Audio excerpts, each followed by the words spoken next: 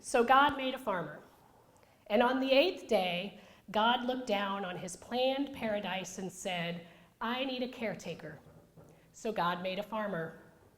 God said, I need somebody to get up before dawn, milk cows, wake and ready the brood for school, work all day, plan supper, shop for supper, prepare supper, eat supper, clean up after supper, pick up the house, fold a load of laundry, load the dishwasher, and then go to town and stay past midnight at a meeting of the school board.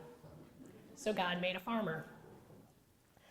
I need somebody with strong arms and a gentle spirit, someone strong enough to rustle a calf, yet gentle enough to cradle a nursing child, someone to run cows out of the cornfield, even though she's 8 months pregnant, somebody to call hogs, tame cantankerous machinery, cut a young one's hair, and then her husband's hair, possibly even her own hair, unload the dishwasher, run for parts, come home and throw a meal together, and deliver another meal to a sick neighbor.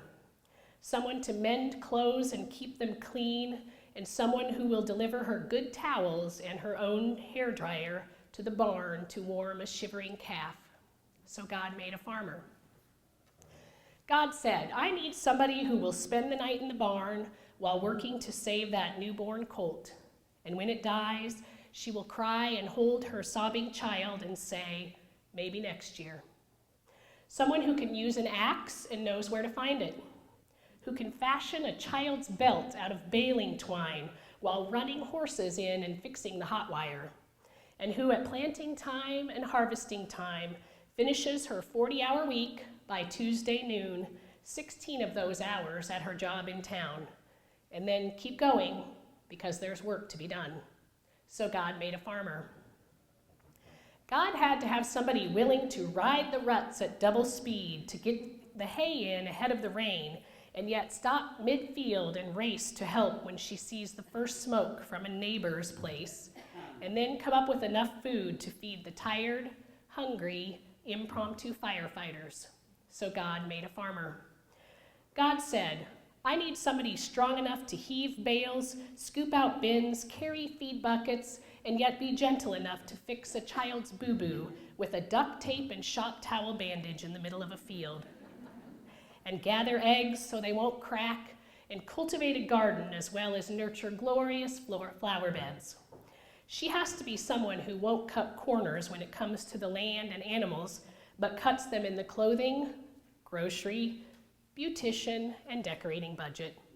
Somebody to seed, weed, feed, and breed, and rake, and disc, and plow, and mix calf bottles, and load livestock, and haul them to town.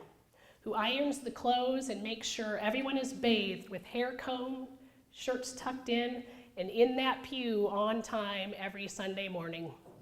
So God made a farmer. Somebody who'd bale a family together with the soft, strong bonds of sharing, who'd laugh and then sigh and then respond with smiling eyes when her daughter says she wants to grow up to be just like Mom. So God made a farmer. I'm pretty sure Dodge is going to be calling me for that version for next year's Super Bowl.